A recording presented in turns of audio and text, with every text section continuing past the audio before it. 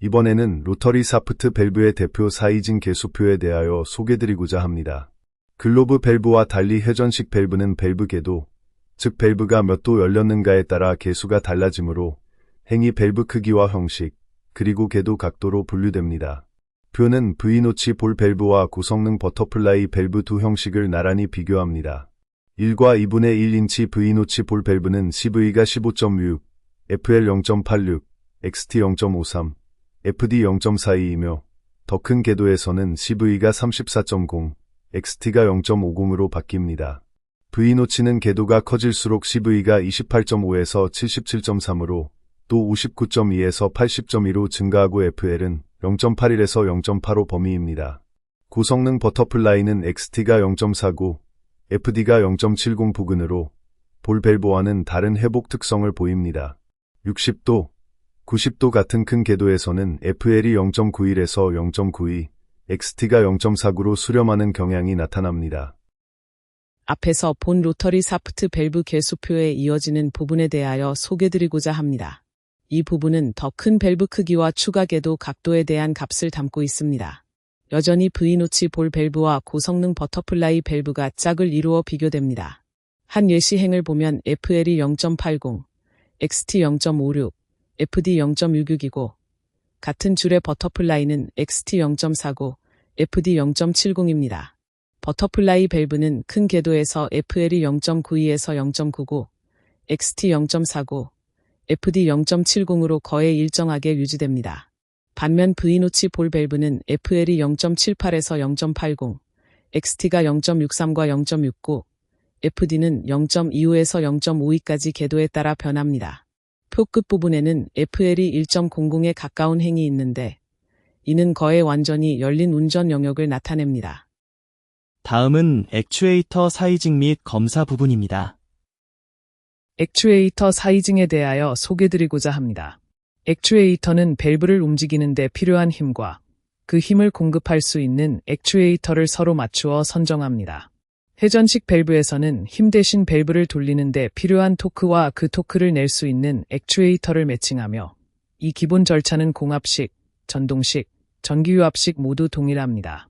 글로브 밸브를 작동시키는 힘은 4가지로 구성됩니다. 첫째, 밸브 플러그의 정적 불평형을 극복하는 힘.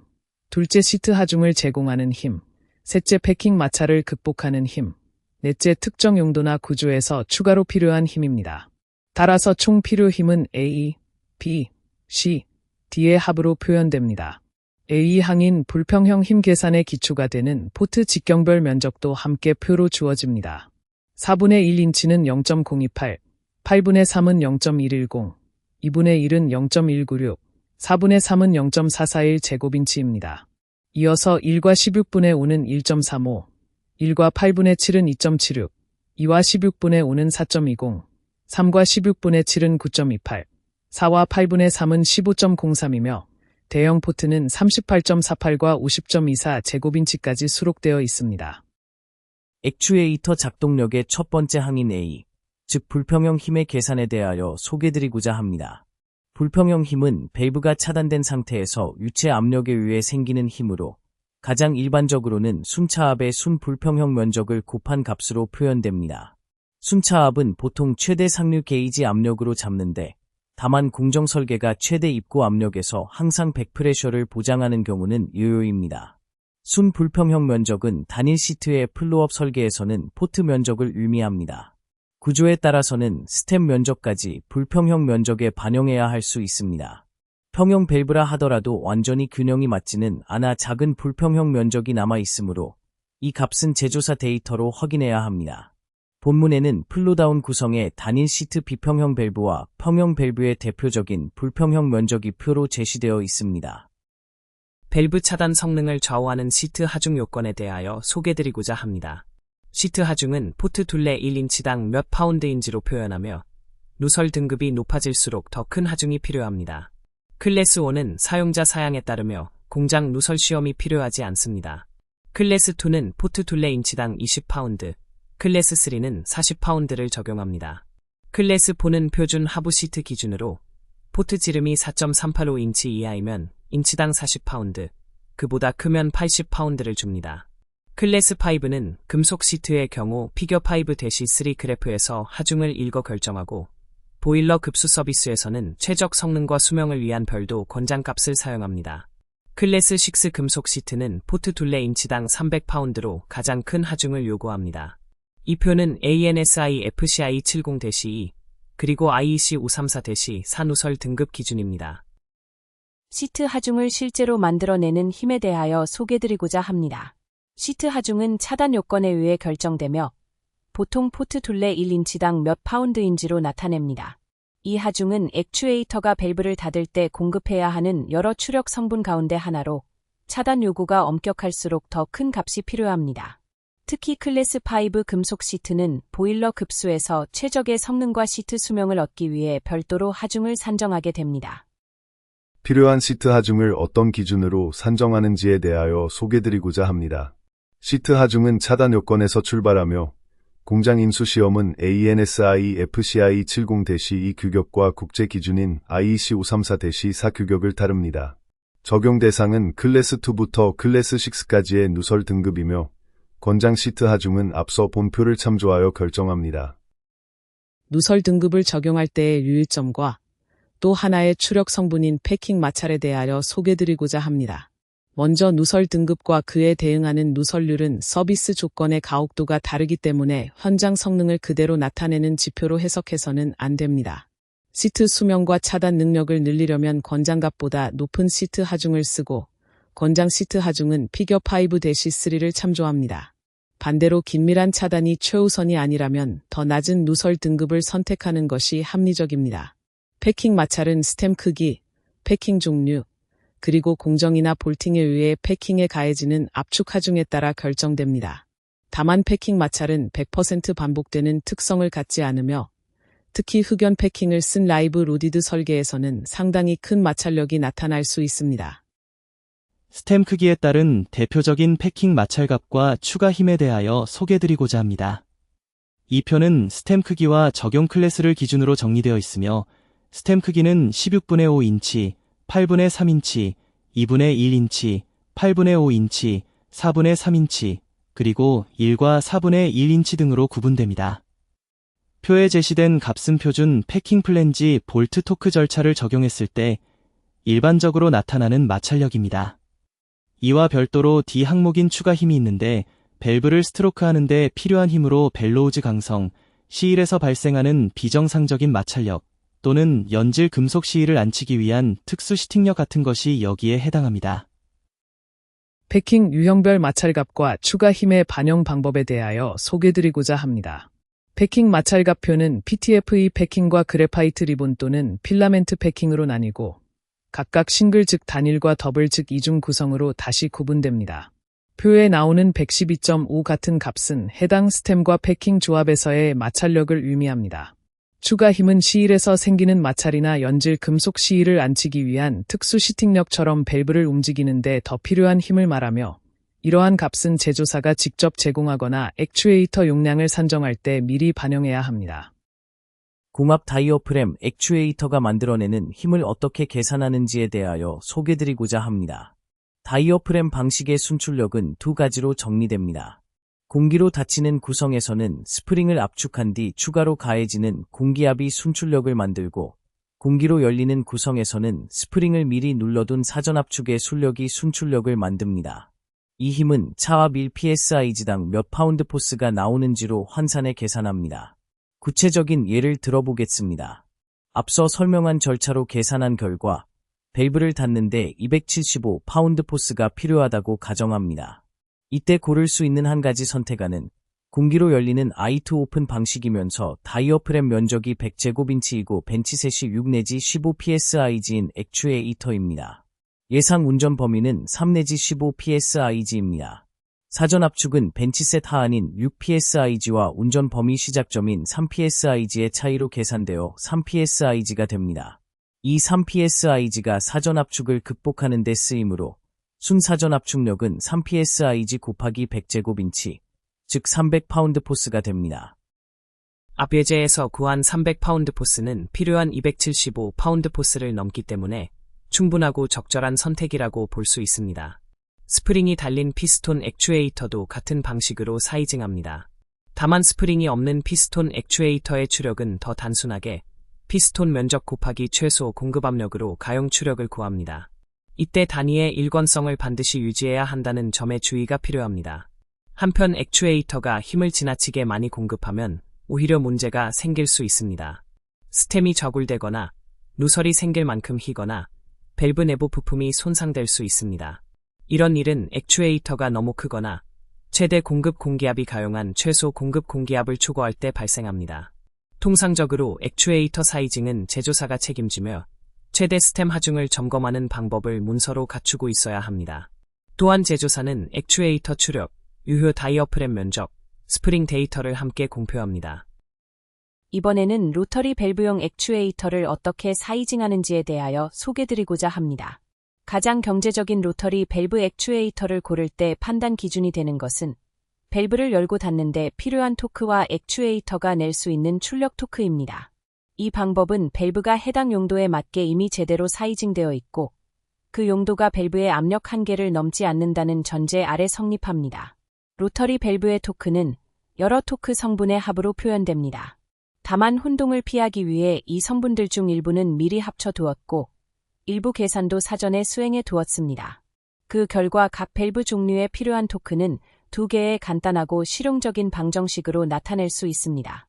첫째는 브레이크아웃 토크로 TB는 A 곱하기 션오프 압력의 B를 더한 값입니다. 둘째는 동적 토크로 TD는 C 곱하기 유효 압력입니다. 각 밸브 설계에 대한 A, B, C 계수는 뒤따르는 표에 정리되어 있으며 핵심 변수로 밸브 샤프트가 등장합니다. 이 슬라이드는 앞서 소개한 토크 방정식의 개수를 담는 표가 어떤 구조로 되어 있는지에 대하여 소개드리고자 합니다. 로터리 샤프트 밸브의 토크 개수표는 행과 열의 헤더로 값을 찾도록 구성됩니다. 표의 행은 밸브 사이즈로 구분되고 열은 샤프트 직경을 인치 단위로 나타냅니다. 여기서 등장하는 개수 A는 브레이크아웃 토크식, 즉 TB는 A 곱하기 션오프 압력의 B를 더한 식에서 압력에 곱해지는 항의 개수입니다. 따라서 사용자는 자신의 밸브 사이즈와 샤프트 직경 조합에 해당하는 칸을 찾아 개수 A를 읽어내고 이를 토크 계산에 대입하게 됩니다. 이 슬라이드는 토크 개수 A의 실제 수치표에 대하여 소개드리고자 합니다. 표는 밸브 사이즈와 샤프트 직경 조합에 따른 개수 A 값을 나열합니다. 샤프트 직경이 2분의 1인치, 4분의 3인치인 구간을 기준으로 밸브 사이즈가 2분의 1인치와 4분의 3인치인 경우 개수 A 값으로 0.15, 0.10, 0.10이 제시됩니다.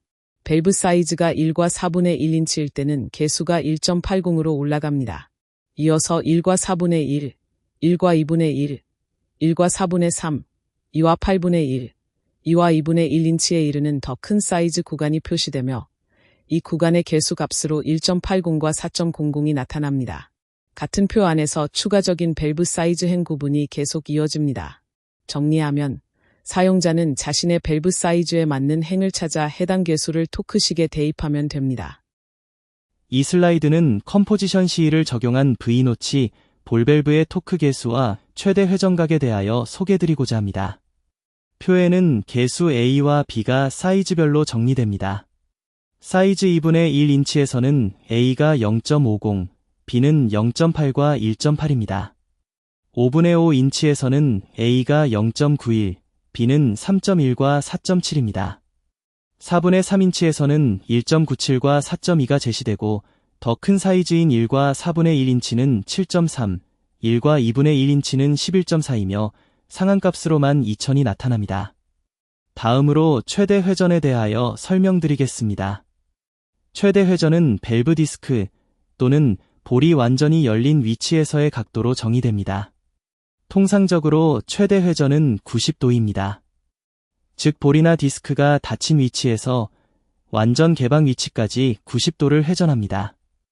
다만 일부 공합 스프링 복귀 피스톤 액추에이터와 공합 스프링 다이어프램 액추에이터는 회전이 60도 또는 75도로 제한됩니다. 공합 스프링 다이어프램 액추에이터의 경우 최대 회전을 제한하면 초기 스프링 압축을 더 크게 가져갈 수 있어 결과적으로 액추에이터의 브레이크아웃 토크가 더 커집니다. 또한 각 액추에이터 레버의 유효 길이는 밸브 회전에 따라 달라지므로 공표되는 토크값, 특히 공합 피스톤 액추에이터의 값은 이 점을 고려해 해석해야 합니다. 이번 청크는 밸브 최대 토크 표의 항목 표기 부분에 대하여 소개드리고자 합니다. 표에서는 최대값을 뜻하는 맥시멈과 동적 토크를 뜻하는 TD가 표기되어 있습니다. 밸브의 토크 자료는 가장 가혹한 조건에 해당하는 최대값을 기준으로 정리되며 동적 토크 TD는 유체가 흐르는 동안 밸브 축에 실제로 작용하는 회전력을 의미합니다. 단위는 인치파운드 체계로 제시되며 이어지는 표에서 시트 형식별 구체적인 토크 수치가 제시됩니다. 컴포지션 시트를 적용한 고성능 버터플라이 밸브의 토크 개수와 분리력 표에 대하여 소개드리고자 합니다. 이 표는 베어링 개수 B와 디스크 회전 각도를 축으로 구성됩니다. 마찰 및 베어링 개수로는 0.11, 0.15, 1.10, 3.80, 0.60 같은 값이 제시됩니다. 디스크의 회전 각도로는 18.0도, 36.0도, 60.0도가 사용됩니다. 최대 토크 영역의 수치로는 12,000, 23,525, 55,762 인치파운드 계열의 값이 나타납니다. 이러한 각도와 개수의 조합을 통해 베어링 토크와 동적 토크를 산정하게 됩니다. 토크표의 마무리 부분과 비파괴 검사의 도입에 대하여 소개드리고자 합니다. 표에서는 60도, 75도, 90도의 회전 각도에 대해 분리 토크인 TB와 동적 토크인 TD가 구분되며 피스톤 액추에이터는 회전에 따라 변하는 레버 길이를 토크 계산에 반영합니다. 이어서 비파괴 검사를 다룹니다. 원자력용으로 유도된 밸브는 특정 비파괴 검사를 성공적으로 완료해야 하며 발전 산업처럼 비원자력 분야에서도 코드나 고객이 이를 요구할 수 있습니다. 특히 맞대기 용접단 밸브는 이 검사를 통과하면 ASME 스탠더드 클래스에서 스페셜 클래스로 등급을 상향할 수 있습니다. 스페셜 클래스는 스탠더드 클래스보다 더 높은 압력에서의 사용을 허용하며 상향 절차는 ASME B16.34 표준에 상세히 규정되어 있습니다. 비파괴 검사의 전반적 개요와 자분탐상 표면 검사에 대하여 소개드리고자 합니다. 코드 요구사항 전체를 다루기는 어렵지만 이 책에서는 ANSI, ASME, ASTM 표준에 정의된 4가지 주요 비파괴 검사의 원리와 절차를 정리합니다. 첫 번째인 자분탐상은 자화가 가능한 재료에만 사용할 수 있습니다. 원리는 시험편의 직류를 통전하여 그 안에 자기장을 유도하는 것입니다. 표면이나 얕은 표면 아래의 결함은 자기장을 왜곡시켜 결함 주위에 2차 자기장을 형성합니다. 여기에 건식이거나 액체에 현탁된 자분을 자화된 시험편 위에 뿌리면 자기장이 왜곡된 영역이 눈에 보이게 되어 그 위치에 결함이 있음을 지시합니다. 자분탐상의 후처리와 침투탐상 표면 검사에 대하여 소개드리고자 합니다.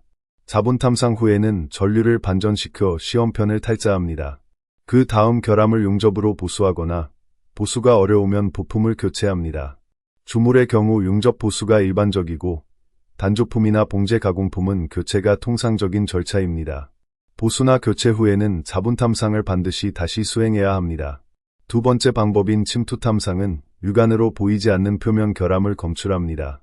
먼저 검사 표면을 깨끗이 세척하고 건조시킨 뒤 수용성 또는 용제형 침투액 염료를 침지, 도포, 분무 방식으로 바르고 침투할 시간을 줍니다. 이어 과잉 침투액을 씻거나 닦아 제거하고 표면을 다시 충분히 건조한 다음 액체나 분말 형태의 현상제를 도포하여 해당 광원 아래에서 검사를 수행합니다. 침투 탐상의 마무리와 방사선 최적 검사에 대하여 소개드리고자 합니다. 침투 탐상에서 일부 현상제는 자외선이나 블랙라이트를 사용해야 결함 부위가 드러납니다. 만약 결함이 발견되어 용접으로 보수했다면 보수 후 반드시 다시 검사해야 합니다.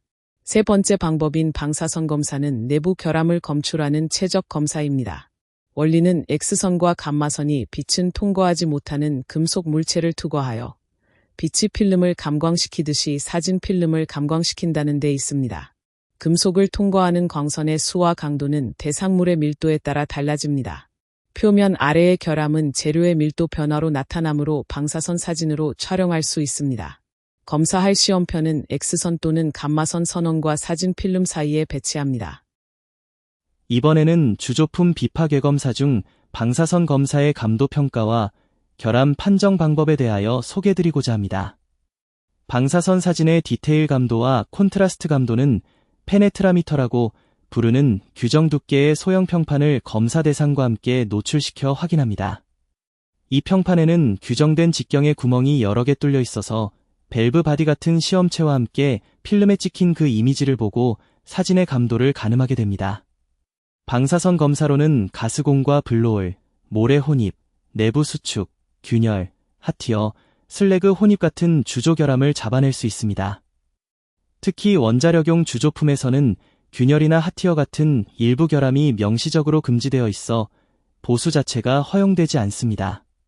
최종 판정은 ASTM 기준 방사선 사진과 비교의 합부를 결정하므로 방사선사의 경험과 판단이 매우 중요한 역할을 합니다.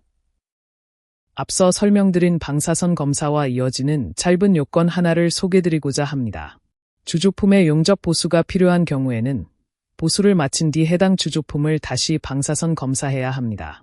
즉 보수 작업으로 결함이 제대로 제거되고 새로운 결함이 생기지 않았는지를 재차 확인하는 절차가 의무적으로 따른다는 점입니다. 이번에는 초음파를 이용한 최적 검사에 대하여 소개드리고자 합니다. 이 방법은 검사 대상에서 반사되어 돌아오는 음파를 모니터링해 결함의 깊이와 크기를 알아내는 방식입니다. 초음파 검사는 미세한 결정립을 가진 금속 내부의 이물질과 불연속을 검출할 수 있어서 판재나 봉제, 단조품 같은 구조물의 최적 검사에 적합합니다. 시험은 보통 커플러라고 부르는 특수 오일을 쓰거나 수중에서 진행하는데 이는 음파가 효율적으로 전달되도록 하기 위함입니다. 음파는 크리스탈 프로브에서 발생하여 시험체의 각 계면, 즉 시험체 요측면과 손상되거나 변형된 내부 부위의 각면에서 반사됩니다. 이렇게 반사된 신호를 다시 크리스탈 프로브가 수신의 화면에 표시함으로써 결함의 위치와 심각도를 드러냅니다. 다음은 유체 소음 및 캐비테이션 제어 부분입니다. 지금부터는 캐비테이션과 플래싱, 그리고 이들을 일으키는 초크드 흐름에 대하여 소개드리고자 합니다. IEC 액체 사이징 표준에서는 허용 가능한 사이징 압력 강화인 델타 P 맥스를 계산합니다. 밸브 양단의 실제 압력 강화는 시스템 조건인 P1과 P2로 정의되는데 이 실제 압력 강화가 델타 P 맥스보다 크면 플래싱이나 캐비테이션이 발생할 수 있습니다. 이때 밸브와 인접 배관에 구조적 손상이 함께 생길 수도 있습니다. 따라서 밸브 내부에서 실제로 무슨 일이 벌어지는지를 이해하면 캐비테이션과 플래싱의 영향을 없애거나 줄일 수 있는 밸브를 선정할 수 있습니다. 플래싱과 캐비테이션의 물리적 현상이라는 표현을 쓰는 이유는 이 조건들이 유체 매질의 형태가 실제로 바뀌는 변화를 나타내기 때문입니다. 그 변화는 액체 상태에서 증기 상태로의 변화이며 통상 밸브 포트인 최대 유동 제한부 또는 그 바로 직하류에서 유속이 증가하면서 일어납니다. 앞 내용에 이어지는 흐름 모식에 대하여 소개드리고자 합니다.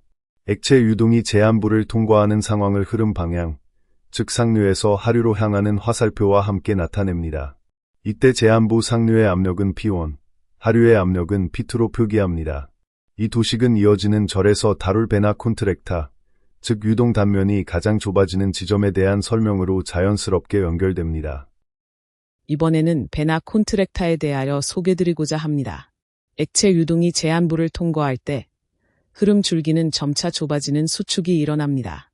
흐름 단면적이 가장 작아지는 지점은 실제 물리적 제한부의 바로 직하류에 생기는데 이 지점을 베나 콘트랙타라고 부르며 피겨 5-4에 나타나 있습니다. 밸브를 통과하는 액체의 정상 유동을 유지하려면 단면적이 가장 작은 베나 콘트랙타에서 유속이 가장 커야 합니다.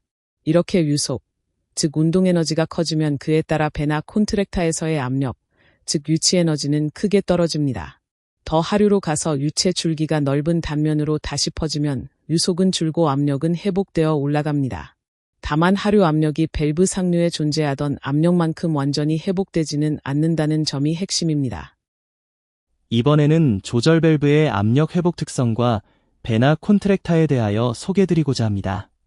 밸브 양단에 걸리는 압력 차이, 즉 델타 P는 밸브 내부에서 소산된 에너지의 양을 나타내는 척도입니다.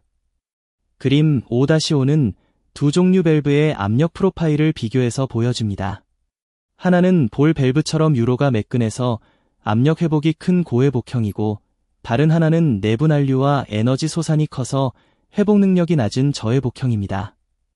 회복 특성이 어떻든 간에 플래싱과 캐비테이션을 따질 때 정작 중요한 압력 차이는 밸브 입구와 베나 콘트랙타 사이의 차이입니다. 베나 콘트랙타는 유체가 가장 빠르게 지나면서 압력이 가장 낮아지는 축소 단면 지점인데요. 이 지점의 압력이 유체의 증기압 아래로 떨어지면 유속 증가 때문에 유동 속에 기포가 생기기 시작합니다.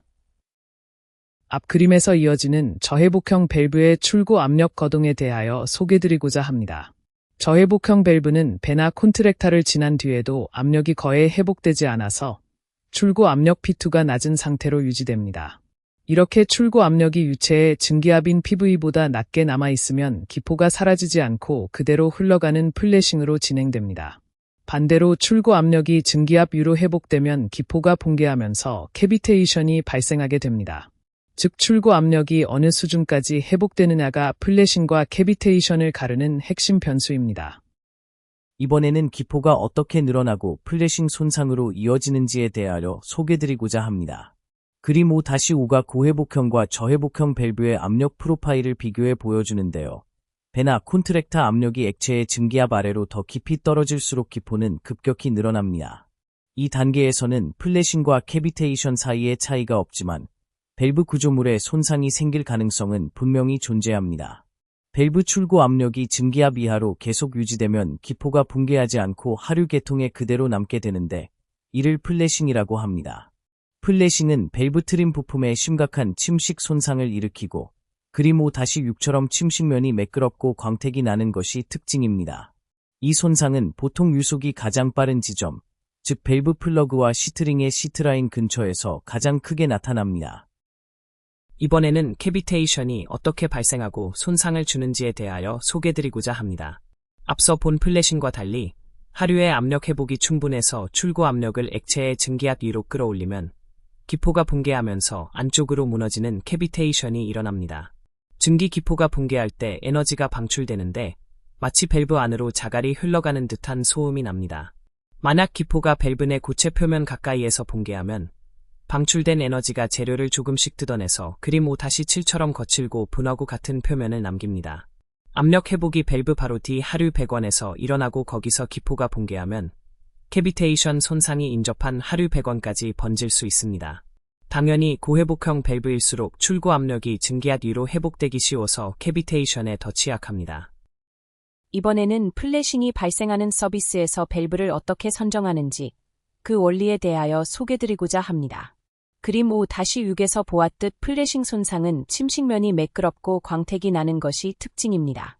다시 정리하면 플래싱은 출구 압력 P2가 증기압 PV보다 작을 때 일어납니다. 여기서 P2는 밸브 하류의 압력으로 하류 공정과 배관에 따라 결정되는 함수입니다. 그리고 PV는 유체의 종류와 운전 온도에 따라 결정되는 증기압입니다. 다시 말해 플래싱을 정의하는 변수들은 밸브가 직접 제어할 수 있는 것이 아닙니다. 이것은 곧 어떤 조절 밸브로도 플래싱 자체를 막을 방법이 없다는 뜻이기도 합니다. 이번에는 플래싱 서비스에서 침식을 최소화하는 구체적인 방안에 대하여 소개드리고자 합니다. 플래싱은 밸브로 막을 수 없기 때문에 가장 좋은 해법은 적절한 형상과 재료를 가진 밸브를 골라 손상을 피하거나 줄이는 것입니다. 일반적으로 침식은 3가지 방법으로 최소화됩니다. 첫째, 입자. 여기서는 액체 방울이 밸브 표면과 충돌하는 것을 막거나 줄입니다. 둘째, 그 표면을 가능한 한 단단하게 만듭니다. 셋째, 침식을 일으키는 유동의 속도를 낮춥니다. 유체의 방향 전환이 가능한 한 적은 밸브를 고르면 입자 충돌 횟수가 가장 적어집니다. 슬라이딩 스템 앵글 밸브가 이런 직진 유로를 제공하는 전통적인 해법이고요. 편심 회전 플러그 밸브나 V볼 밸브 같은 일부 회전형 밸브도 직진 통과 유로를 제공합니다. 또한 스로틀링 지점 하류에서 유로 단면이 확대된 밸브는 침식을 일으키는 유속을 낮춰주기 때문에 유리합니다. 침식과 플래싱이 동시에 작용하는 환경에서 어떻게 재질을 골라야 하는지에 대하여 소개드리고자 합니다. 유체가 밸브 표면에 직접 부딪히는 부위, 특히 시팅면 같은 곳은 가능한 한 경도가 높은 재질을 선택해야 합니다. 일반적으로 재질이 단단할수록 침식에 더 오래 견디기 때문입니다. 문제가 까다로워지는 경우는 유체가 플래싱과 부식을 동시에 일으킬 때입니다. 강으로 만든 밸브 안에서 물이 플래싱하는 상황이 대표적인 예인데요. 물은 강을 부식시키고 그렇게 만들어진 물은 산화막을 플래싱이 다시 깎아냅니다. 이 2가지가 합쳐지면 부식이나 침식 어느 하나만 작용할 때보다 훨씬 심한 손상이 생깁니다. 이 경우 해결책은 부식 자체를 막는 것으로 최소한 저압금강을 선택하는 것입니다. 한편 캐비테이션으로 인한 손상은 그림 5 다시 7에서 보듯이 침식된 표면이 거칠고 그을음처럼 보이는 것이 특징입니다.